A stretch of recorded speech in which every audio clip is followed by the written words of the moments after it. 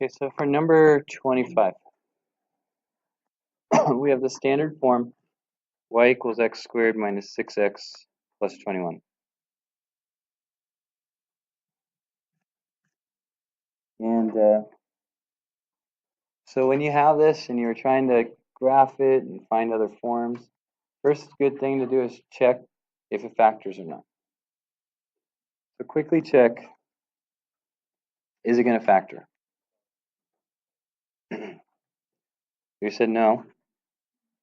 You checked, I mean, can we find two numbers whose product is 21 and whose sum negative 6? You look at factors of 21, you got 21 and 1, or 7 and 3. No combination is going to make it work. So it's not going to factor. So we're not going to have a factored form over the integers. So then we move to another method. And I just introduced to you completing the square. So I'm going to give you a couple minutes. Go ahead and get this into vertex form by completing the square.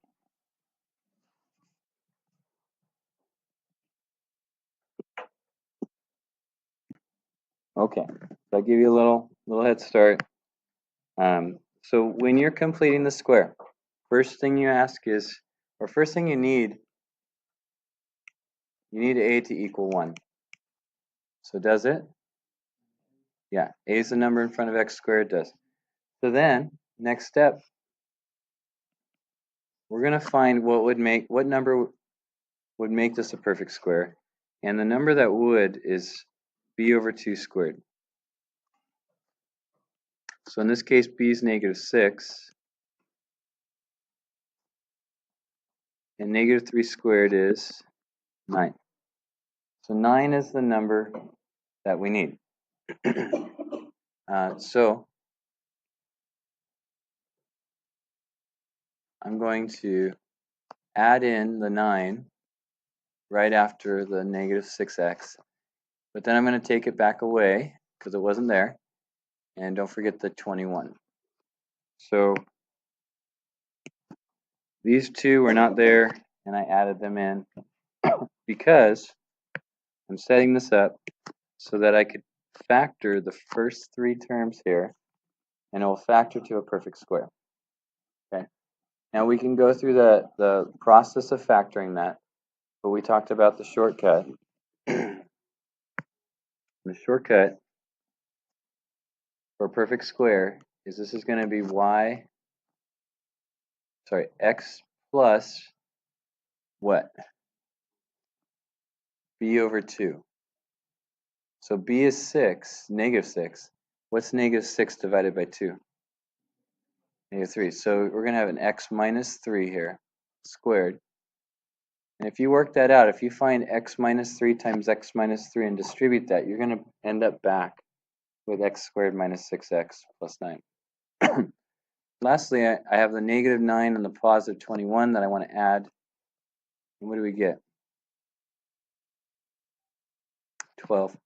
And so that's our vertex form.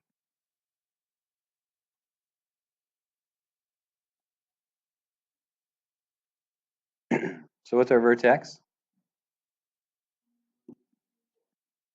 3, 12. Good. Now what's our y-intercept? Y-intercept you find by plugging in 0 for x. And if we plug in 0 to either of the two equations for x, you end up with 21 for y. Let's pause on this. We'll come back to it, but let's look at the next one, number 26. Try the same thing, completing the square.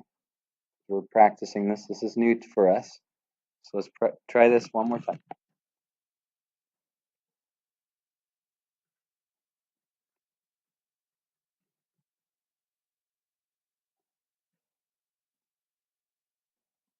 So on 26, is a equal to 1? Yep.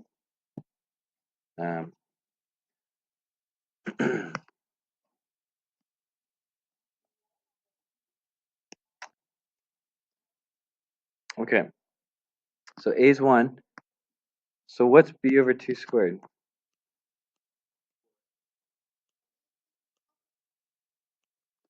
So 4 over 2 squared is 2 squared, which is 4. So we go ahead and add that and subtract that.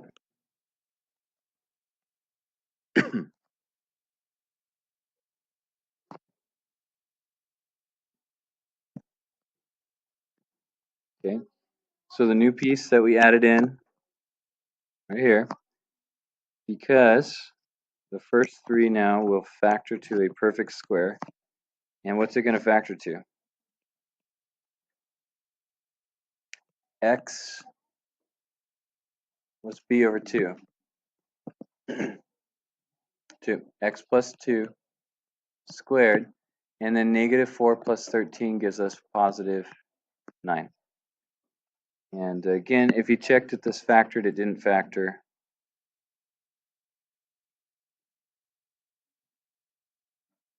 And there is our vertex form. So vertex is what? Negative 2, 9. Y-intercept.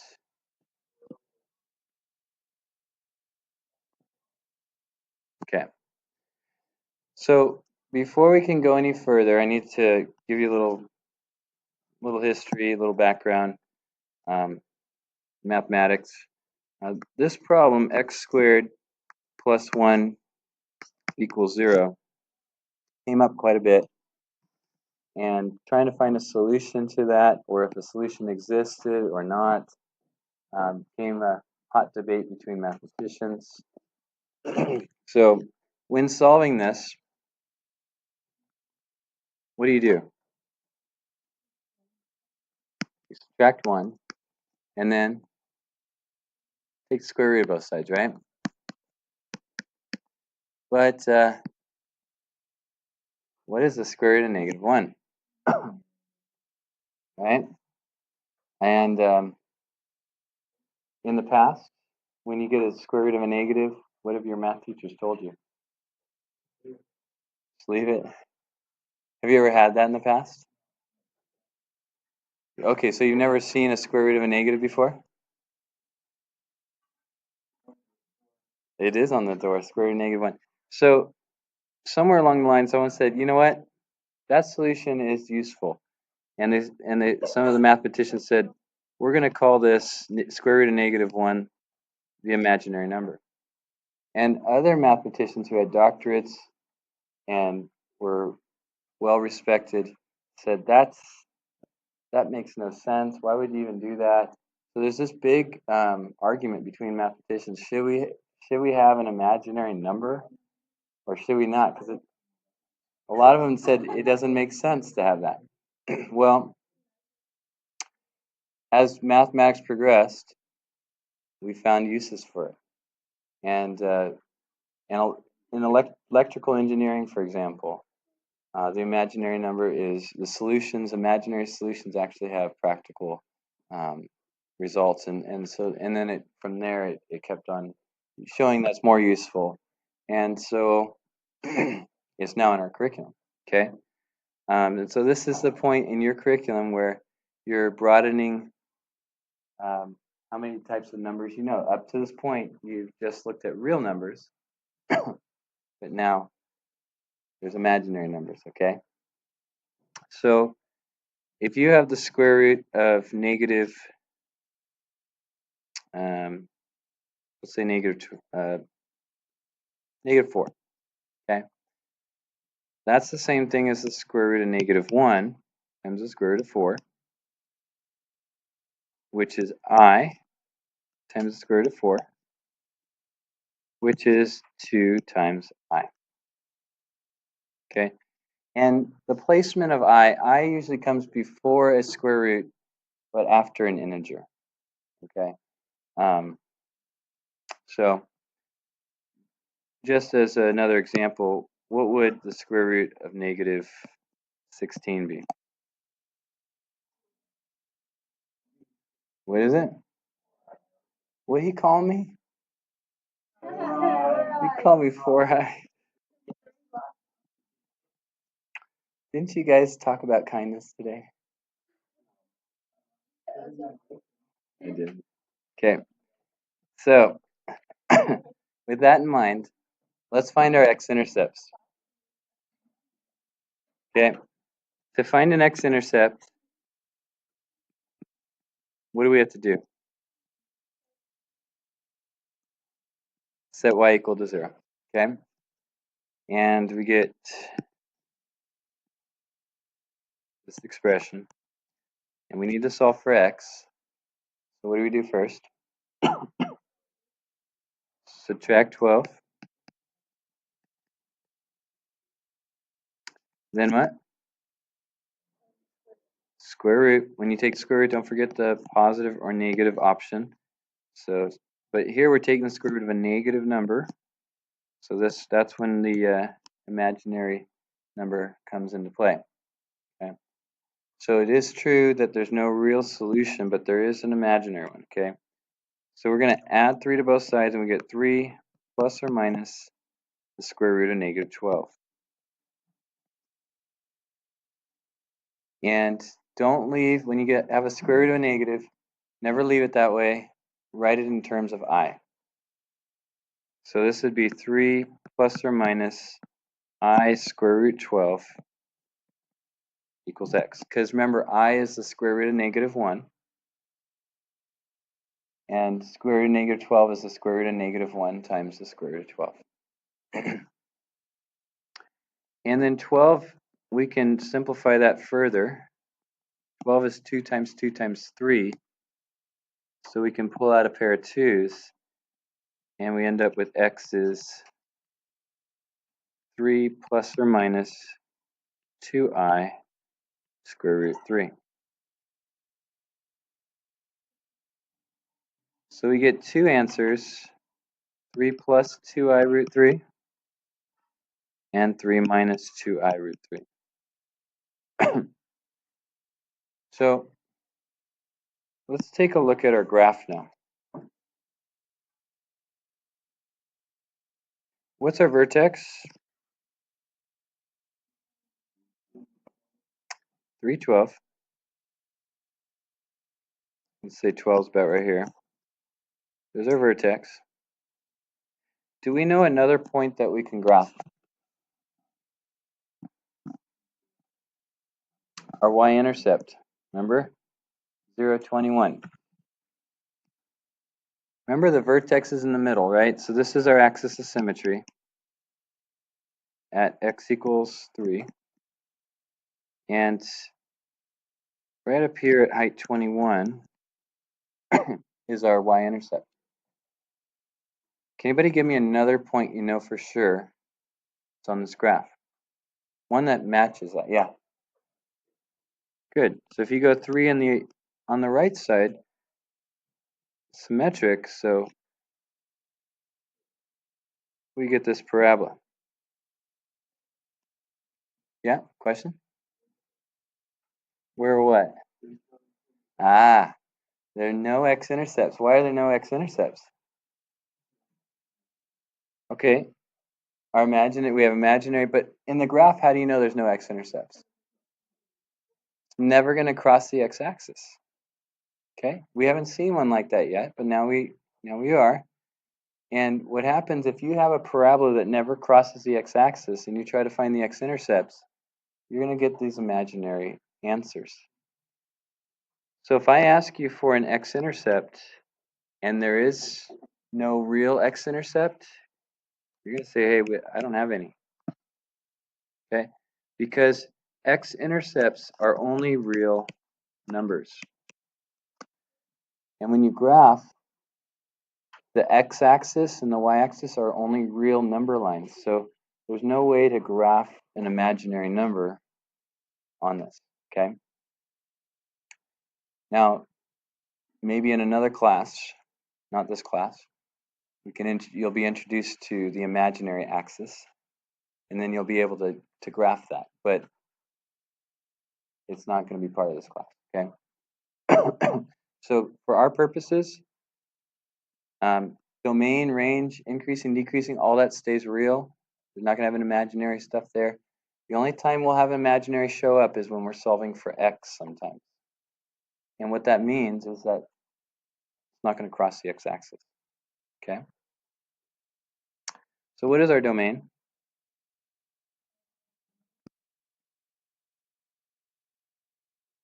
Range.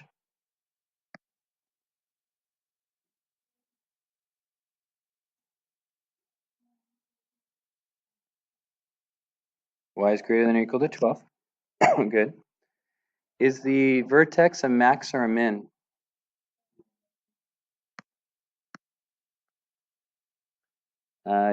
Where is it increasing? So your axis of symmetry cuts it in half. One side's increasing, the other side's decreasing. Which side's increasing? The right side or the left side? Right side. So it's increasing when x is greater than or equal to the 3, which is the axis of symmetry. So on the right side, that means the right side of the axis of symmetry, it's increasing. And on the left side, it's decreasing. We got some key points here. Our vertex, we said, was 312. Our y-intercept was 021. We also got 621. And we need a couple more points. Sorry, but we have to keep this real as well. Can't put your imaginary in there.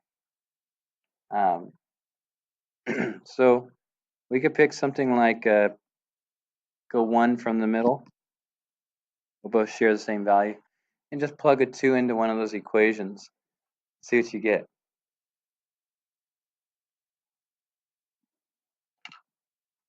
What are we coming up with?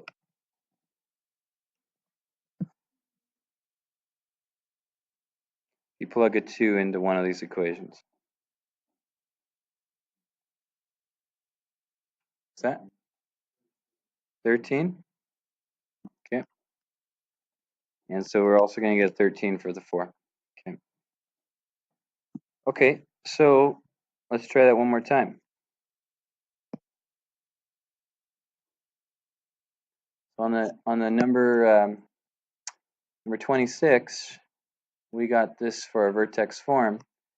And so if we're searching for our x-intercepts, well, actually before we even graph, before we find our x-intercepts, let's go ahead and graph. Because we know our vertex, we know our y-intercept.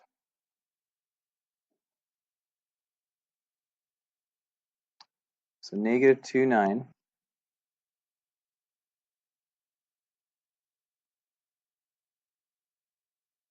So there's our vertex. And then 0, 13.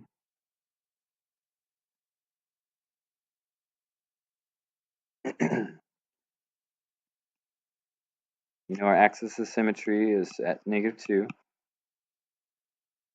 We can match a point on the other side. So again, we have this case that we're not going to cross the x-axis. So we know there's no x-intercepts. Okay, but I still want you to solve. I want you to practice solving because there is an application to it for this unit. Okay, and I need you to practice getting this right form and get used to working with imaginary numbers. So let's still find out what imaginary number we get. So if I set y equal to 0 and solve for x, why don't you try it? See what you get. You know it's got to be imaginary because we're not crossing the x-axis. Try it out.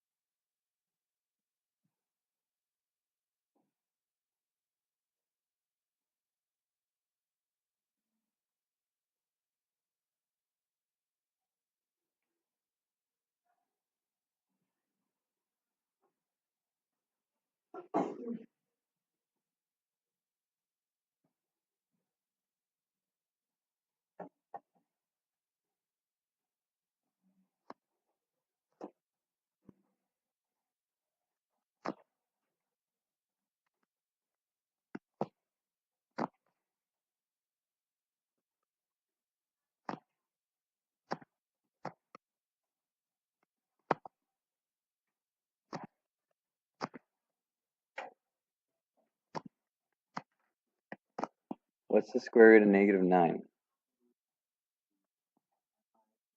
3i. So really we got two values. Remember, x is negative 2 plus 3i and negative 2 minus 3i, which are not real. Now, one more thing I want to go over. I'll come back to this problem in a sec. So if you find an x value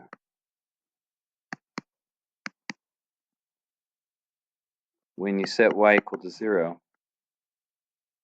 what do we call that?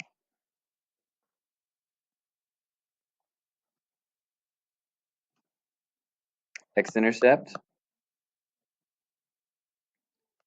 also got a couple other names. The 0. Remember we talked about that yesterday? And there's one more. A root. Okay. So if we're working with real numbers, all three of those are the same thing. But x-intercepts are only real numbers.